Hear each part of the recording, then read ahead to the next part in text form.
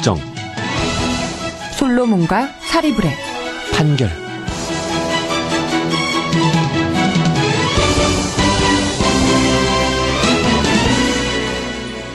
둥근 소리 둥근 이야기 화요일 코너입니다. 종교법정 솔로몬과 사리브레 판결. 우리나라에는 다양한 종교가 있고 다양한 지혜가 있습니다. 그런데요, 우리 사회는 참 많이 아픕니다. 어린아이들부터 청년들, 그리고 중년과 노인 세대까지 다 힘들다고 말합니다. 그 이유는 무엇일까요? 동서양 종교의 지혜의 왕, 솔로몬과 사리불의 지혜를 빌어 우리 사회의 아픔을 치유하기 위한 방법을 모색해보는 시간 가져보겠습니다. 요즘 우리 사회의 가장 큰 아픔은 단연 최순실 국정농단 사태로 인한 분노가 아닐까 싶습니다. 지난 토요일 전국 각지에는 190만 명의 국민이 거리로 나와 촛불 집회를 가졌는데요. 그리고 그 현장에는 5대 종단의 종교인들도 함께했습니다. 오늘은 온 국민이 분노하고 불안해하는 이 상황에서 종교는 어떤 역할로 어떤 힘이 되어줘야 할지 각 종교의 종교인분들과 그 지혜를 모아보겠습니다. 오늘은 특별히 4대 종교의 종교인분들을 모셨는데요. 한 분씩 소개해드리도록 하겠습니다. 먼저 가톨릭에서는 해방신학연구소장 김근수 선생님 나오셨습니다. 반갑습니다. 반갑습니다. 네, 그리고 불교에서는 종교 칼럼니스트이자 종교평화연구원 원장으로 계시는 이병두 선생님 나오셨습니다. 어서 오세요. 예, 반갑습니다. 이병두입니다. 네, 개신교에서는 서울대 통일평화연구원 교수이자 목회자로도 활동하시는 이찬수 목사님 나오셨습니다. 반갑습니다. 네, 반갑습니다. 네, 마지막으로 원불교에서는 원광대학교 정혁원에 계시는 원익선 교무님 나오셨습니다. 교무님 반갑습니다. 네, 반갑습니다. 원익선입니다. 네, 오늘 이렇게 특별히 4대 종교인 분들을 모시고요. 이야기 한번 나눠보도록 하겠습니다. 지난주 토요일 제5차 촛불 집회가 전국 각지에서 열렸습니다. 많은 국민들이 분노하고 또 불안해하는 상황인데요. 종교인으로서 지난 한 달여 기간 동안 어떤 걸 느끼고 계신가요? 먼저 가톨릭 김근수 선생님.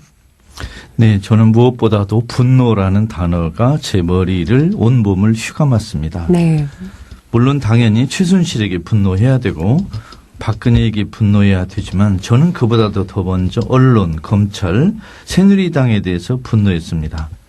순진한 박근혜가 교활한 최순실에게 속은 것도 아니고 유능한 박근혜가 혼자 잘못한 것도 아닙니다. 사실 박근혜가 이렇게 무능하고 부적절한 사람이라는 걸 언론, 검찰, 새누리가 몰랐을 리가 없습니다. 수십 년 동안 이미 다 알아왔는데 보도하지 않고 감추고 쉬쉬하고 이용했습니다. 그래서 저는 박근혜 삼성 게이트라는 이 최근의 사태에서 무엇보다도 언론의 개혁, 검찰 개혁, 새누리당 개혁이 필요하다.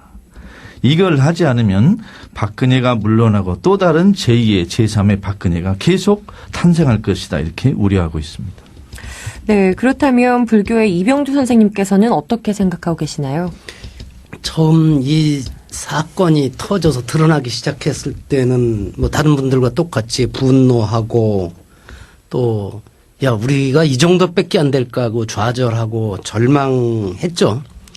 근데 이제 촛불 집회가 이어지고 그것이 또 다른 어느 시절에 볼 수 없었던 방식으로 새롭게 전개돼 가는 모습을 보면서 야, 우리는 참 희망이 있구나. 세계 어느 나라에 이런 정도의 힘을 가진 국민이 있었을까 하는 희망의 불씨를 저는 오히려 보고 있습니다. 그래서 어느 국회의원은 바람이 불면 촛불이 꺼진다라는데 우리 촛불이 더욱 멀리 퍼져나가고 저는 한편으로 이것이 우리나라에만 그치는 것이 아니라 3.1 운동이 당시 아시아 여러 나라에 영향을 주었듯이 아마 우리나라의 지금 현재와 같은 촛불 집회 외 이런 새로운 흐름이 세계 각국에 그 영향을 크게 줄 것이라고 생각을 합니다. 그런 점에서는 이것은 세계사적인 의미도 있다 이렇게 생각을 하고 있습니다. 네, 이어서 개신교 이찬수 목사님께 여쭤보겠습니다. 지난 한 달여 기간 동안 어떤 걸 느끼고 계신가요?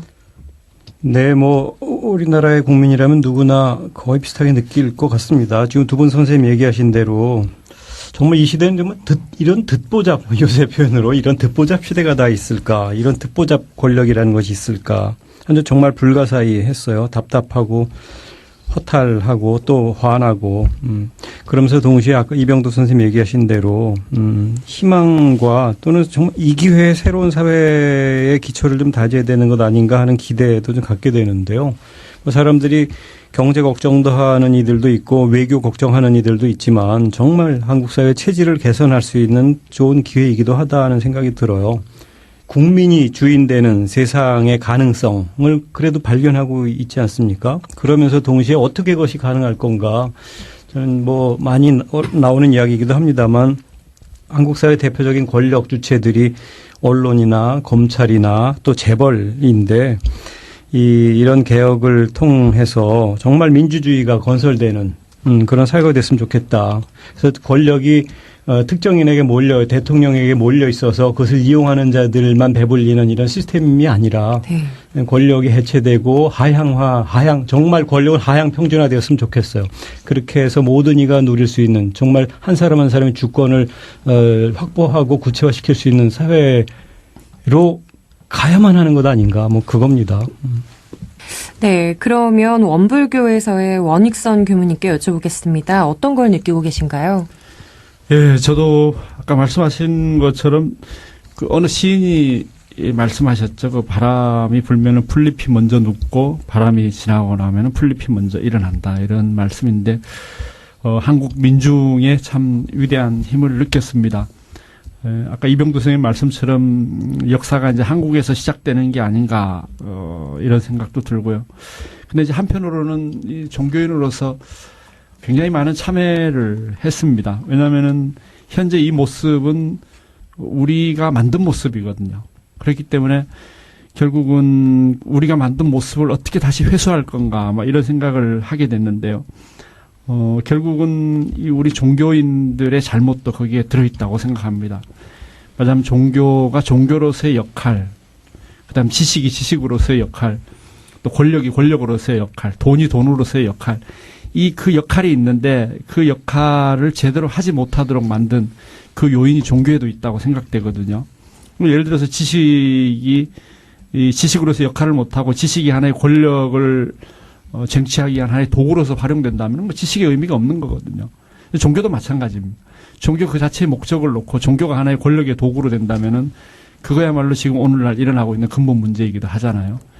그런 면에서 보면은 결국 이 종교인으로서 참으로 그 스스로 자괴감, 그야말로 부끄럽고 참 그 죄송하고 한없이 미안한 그런 마음이 듭니다. 그래서 아까 이찬수 선생님 말씀처럼 이 권력을 우리가 하향 평준화하면서도 민주화, 시민사회로 이끌어 나갈 수 있도록 결국은 그 종교가 종교의 역할을 통해서 그야말로 그 사회를 밝게 만드는 그런 역할을 더욱 열심히 해야 되지 않을까 이런 생각을 하게 됐습니다. 네.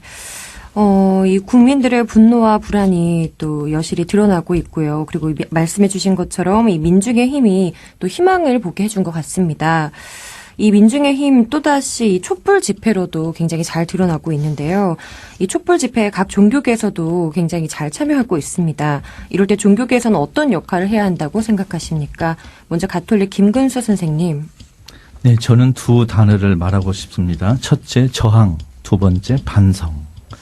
저항은 오늘 이 사태를 만든 언론, 검찰, 새누리당, 재벌, 이 네 가지 주체의 악행에 대해서 낱낱이 저항해야 된다고 생각합니다. 종교는 절, 성당, 교회 안에 숨거나 갇히지 말고 거리에 광장에 나와서 촛불을 들고 고통을 호소하는 백성들과 함께 외치고 행동해야 된다고 생각합니다. 두 번째는 최순실 박근혜 사례에서 보듯이 그들의 악행에는 종교가 많은 나쁜 영향을 주었습니다. 특히 박근혜는 천주교 중학교, 고등학교를 나왔고 천주교 대학을 나왔습니다. 여기에 대해서 우리 천주교는 정말로 할 말이 없습니다. 흔히 종교는 행동을 잘 하지 않고 해석을 위주로 하는 못된 버릇이 있습니다. 그런데 이 지금에는 해석은 나중에 하더라도 거리에 나와서 행동하라. 덕담만 하지 말고 추기경 주교들이 촛불 들고 거리에 나와라 이렇게 말하고 싶습니다. 네, 그럼 불교의 이병두 선생님. 흔히 정치와 종교와의 관계를 얘기할 때 정교분리라는 말을 그야말로 이을령 비을령식으로 썼거든요. 필요할 대로 종교인 쪽에서도 그 어떤 때는 그것을 자기에게 유리하게만 쓰고 정치권에 기대서 정부 예산 지원을 받든가 아니면 또 경제인들한테서 돈을 받아낼 적에는 유리하게 쓰고 이렇게 했었습니다. 근데 종교인들이 정치와 결코 100% 멀어질 수는 없습니다. 그리고 적극적으로 참여해야 됩니다. 흔히 불교인들이 오해를 하는 것이 부처님은 정치와 아주 담을 쌓고 살으셨을 것이라고 보지만 전혀 그렇지 않습니다. 물론 표현하는 방식은 달랐지만 당시에 왕이나 어떤 뭐 장군이라든가 대신들이 찾아와서 의견을 물을 땐 적극적으로 이렇게 하는 것이 훨씬 대중들을 위해서 중생들을 위해서 좋을 것이라고 조언도 해 주셨고요. 실제적으로 참여한 방식은 또 어떤 것이 있냐면 저는 종교인들이 이 방식에 주목해야 된다고 생각을 하는데 그 부처님의 고향 나라인 카필라가 큰 나라에 의해서 결국은 무너지지만 몇 차례 공격을 받게 되었을 때 부처님이 그 강국에 군대가 가는 길에 떼약볕이 내려지는 앙상한 나무가지 아래서 가부좌를 들고 앉아 계시죠. 그 모습을 보고 그 강대국의 군대가 두 차례나 회군을 합니다. 마지막에는 부처님도 어쩔 수 없다 그래서 그 자리 이제 그조차도 하지 않으셨지만은 아마 지금 우리 종교인들이 할 수 있는 일이 이것이 아닐까.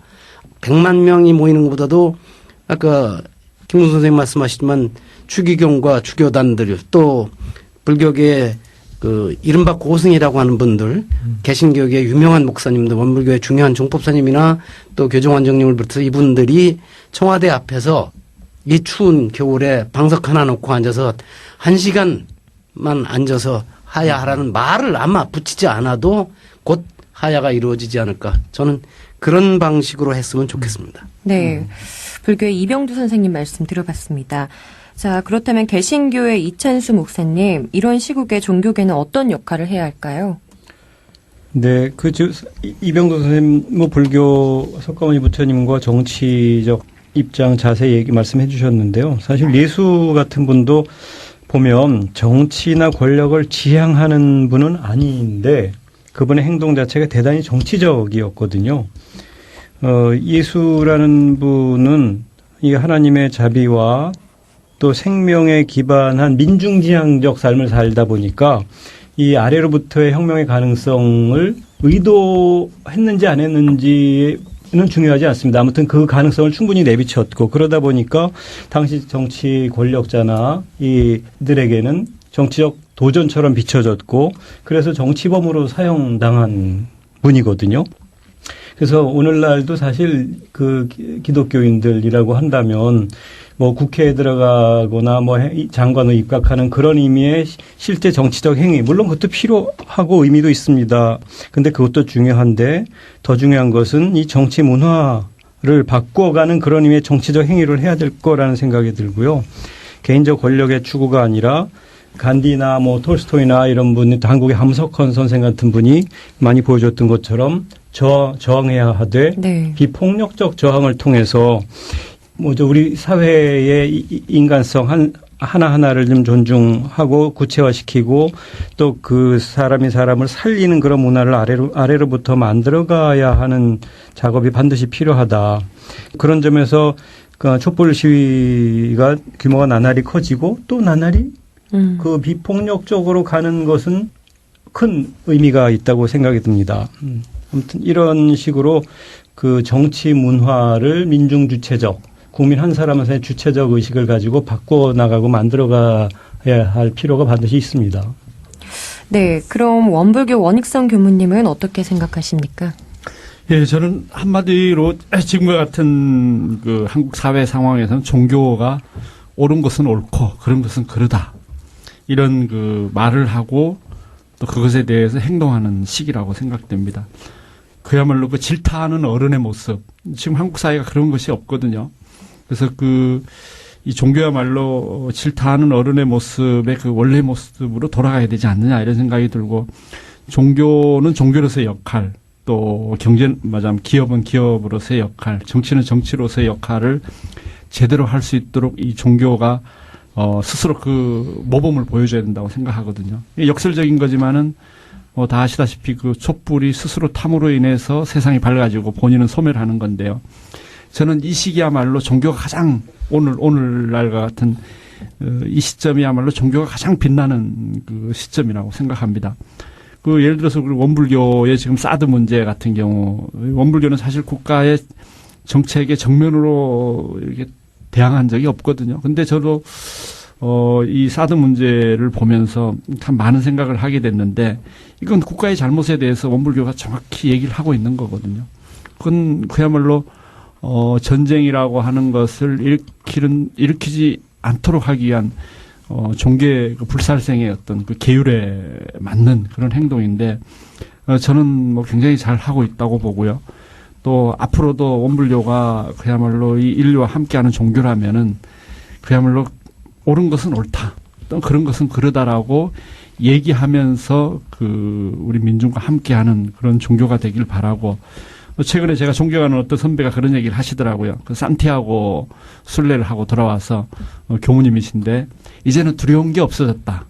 그러면서 지금 그 여러 가지 이 사회 문제에 아주 온몸으로 좀 맞서고 있습니다. 뭐 원전 문제나 사드 문제나 또 지금의 그 혁명과 같은 열기에 맨 앞에서 온몸으로 지금 막아내고 있는데요.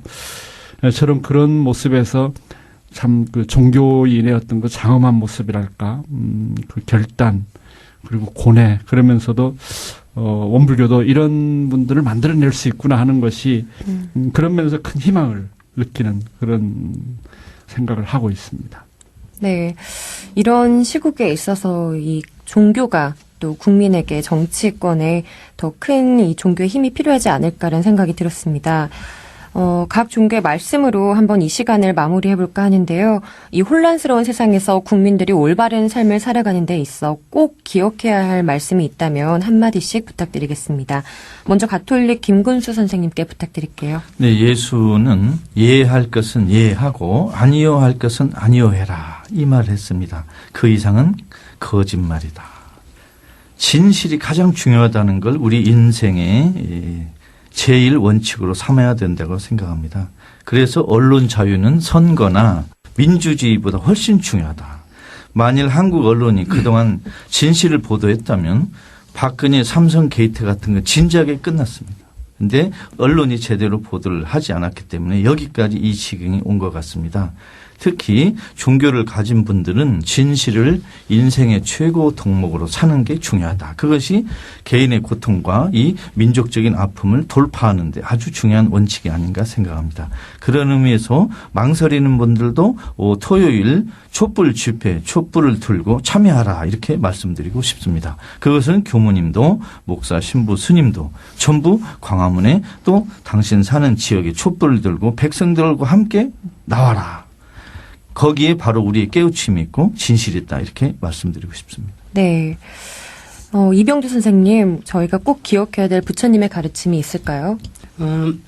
부처님께서 그 이제 열반을 앞두고 긴 여정을 떠나십니다. 그 중간에 어느 그 큰 나라의 대신이 찾아와서 우리가 이웃 나라를 공격하려고 그러는데 되겠습니까 하고 여쭙니다. 그런데 거기에 대해서 직답은 안 하세요. 근데 옆에 있는 이제 시자, 말하자면 요즘 같은 비서죠. 비서인 아난다에게 우리 이 승가가 어떻게 하고 있느냐 하면서 7가지를 물어봅니다. 그래서 그렇게 하고 있다라면은 그 승가는 무너질 가능성이 없구나. 그러니까 그 말을 들은 그 대신이 바로 곧바로 돌아가서 저 나라를 치면 안 되겠군요 해요. 그 나라는 그런 그 7가지 그 무너지지 않는 법을 시행하고 있습니다. 근데 그 중에서도 그 흔히 이제 불세트법이라고 하는데 그 저는 7가지 중에 딱 기억나는 것이 자주 그 구성원들이 자주 모여서 의견을 나누느냐, 요즘 같은 회의를 자주 하느냐, 토론을 자주 하느냐 하는 그 물음이거든요. 네. 그 토론을 자주 하고 모여서 회의를 하는 곳은 어디고 그 무너지는 법이 없습니다. 그런데 최근 들어보니 청와대의 수석 비서관도 대통령과 11달 동안 단 한 번도 둘이 만나서 국정을 어떻게 할까 얘기를 해본 적이 없다라고 장관, 우리가 이제 TV 화면에서도 봐도 그 국무회의나 말하자면 수석비서관 회의에 토론이나 회의는 없고 그냥 말하자면 받아 적는 옛날 초등학교 때 우리 받아 적듯이 그런 장면만 연출되고 있습니다. 그래서 아마 이 소위 불세태법이라는 이 중에 자주 모여서 서로 의견을 나누는가 하는 데 점에 대해서 정치권뿐만 아니라 각 종교계도 깊이 돌아봤으면 좋겠습니다. 네. 개신교에서 이찬수 목사님, 저희가 꼭 기억해야 될 한마디 부탁드리겠습니다.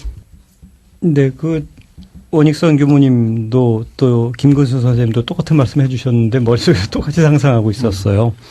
이해할 것은 이해하고 아니할 것은 아니하라는 성서 말씀이었는데요. 네. 근데 한 번 더 들어가면 어디에 이해해야 될 건가, 또 그것을 분별하는 지혜가 필요한 것도 분명하잖아요. 그런 지혜의 내용을 좀 구체적으로 잠깐 짧게 두 가지 상상을 해봤는데요. 제가 언젠가 대통령이란 말을 좀 바꿨으면 좋겠다는 글을 쓴 적이 있어요. 네. 영어로는 프레지던트인데 그냥 회의의 주재자거든요. 프레지던트란 말은. 근데 우리나라는 아주 크게 거느리고 통솔한다, 뭐 이런 의미를 지닌 너무나 권위적인 언어를 쓰는 전 세계에서 유일한 나라예요. 그래서 그런 권위적인 언어부터 좀 바꾸는 작업을 앞으로 할 수 있으면 좋겠다는 생각이 들어요. 정말 그것은 이제 직접 민주주의를 해야 하는 때라는 생각이 들고, 그러려면 지방자치도 세분화하고 확대해야 하고, 또 지역 기반의 협동조합 운동을 통해서 경제가 재벌 중심으로 집중하는 것을 막아야 하는 이런 문화를 좀 만들어가는 작업이 반드시 필요한 것 같습니다. 아무튼 저는 이해할 것은 이해하고 아니할 것은 아니하는 행위의 근간으로 또 어떤 지혜에 근거해서 할 것인가. 우리 사회를 돌아보면 인간의 수평적 문화의 확장, 또 권력의 하향 평준화, 뭐 이런 것들을 좀 더 논의해야 되는 시점이 아닌가, 뭐 그런 생각입니다. 네. 자, 그럼 마지막으로 원불교의 원익성 교무님, 원불교의 가르침을 한마디로 전해주시죠. 예, 저는 뭐 한마디로 전체를 생각하라 이런 말씀을 좀 드리고 싶어요. 원불교가 이론상 진리를 이제 실행과 수행의 이제 대상과 표본으로 이렇게 하고 있거든요. 지금 이런 사태가 일어난 것은 정치인들이 이 국가를 사유화한 거거든요. 그러니까, 이 모든 사람들이 함께 공유해야 될 국가를 개개인들의 몇 사람의 이익을 위해서 이렇게 독점하다시피 한 것에 이게 가장 큰 문제가 있다고 생각하고요. 그래서 이 원불교에서 이제 전체 공심이라는 말을 많이 쓰는데, 우리가 이제 각자의 좀 이익이 있더라도 그걸 참고 전체를 위해서 우리가 노력하면 결국은 또 각자의 이익이 돌아오는데, 사실 저는 이 사태를 좀 길게 역사적으로 좀 이렇게 길게 놓고 보면은 결국 우리가 이 사회를 위해서 희생했던 분들, 예를 들어서 뭐 만주에서 풍찬 노숙했던 수많은 독립운동가들, 그 다음에 참 이름 없이 소리 없이 사라져간 수많은 공도자들, 그리고 애국자들, 의인, 이런 분들이 있었는데 우리가 그분들을 무시했기 때문에 결국은 이런 결과가 나온 거라고 생각됩니다. 이런 사회를 위해서 희생하신 분들을 우리가 진정으로 의인으로 받들고 공도자로 받들고 또 참 위대한 우리 이웃으로 받들어서 그런 분들이 진짜 이 사회를 위해서 어떤 역할을 했는가를 다시 조명하는 그런 기회가 됐으면 좋겠고요. 특히 이제 종교 입장에서는 그야말로 종교의 모든 문을 다 열고, 교회든 교당이든 성당이든 절이든 모든 문을 다 열고 우리가 진짜 전체를 바라보며 살 수 있는 어떤 그런 역할을 좀 종교가 했으면 좋겠어요. 그래서 지역 문화의 중심이 되고 또 이 대한민국의 모든 우리 국민들을 하나의 가족으로 생각하는 그런 종교가 됐으면 하는 그런 바람이고, 또 이 종교가 진짜 이 공적인 역할, 진짜 공공성의 역할을 우리 신도들에게 또 국민들에게 모범을 보이면서도 가르쳐 줄 수 있는 그런 역할을 했으면 하는 바람입니다. 네, 오늘 종교법정 솔로몬과 사리불의 판결에서는 4대 종교의 종교인들과 온 국민이 분노하는 이 상황에서 종교의 역할과 종교인들의 올바른 정치 참여에 대해서 이야기 나눠봤습니다. 네 분 모두 오늘 좋은 말씀 감사합니다. 네, 감사합니다. 감사합니다. 네.